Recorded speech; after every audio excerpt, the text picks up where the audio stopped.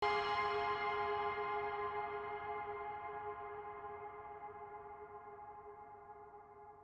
Makassar berambisi meraih 3 poin melawan Sabah FC. Laga Sabah FC versus PSM Makassar digelar di Stadion Likas pada Kamis 14 Desember 2023. Meskipun laga ini tak berpengaruh lagi bagi PSM Makassar, PSM Makassar sudah tersingkir dari AFC Cup.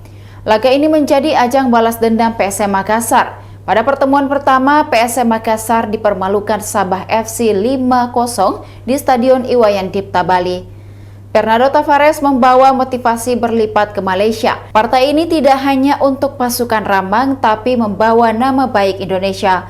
Pelatih PSM Makassar Bernardo Tavares mengatakan motivasi berasal dari support semua pihak, termasuk tim secara kolektif baik pemain maupun manajemen. Menurutnya pemain Juku Eja cukup beruntung bisa bermain di level Asia. Dalam 3 tahun belakangan ini, pasukan Rambang selalu mewakili Indonesia di AFC Cup.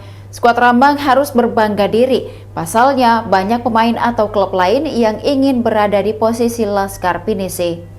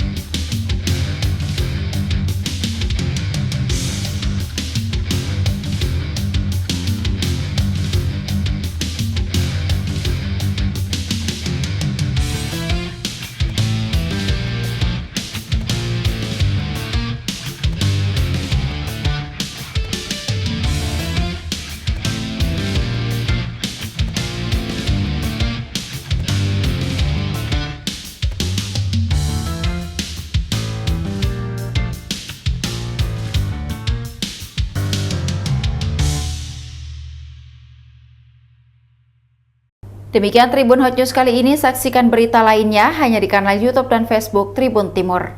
Download Tribun X sekarang, menghadirkan lokal menjadi Indonesia.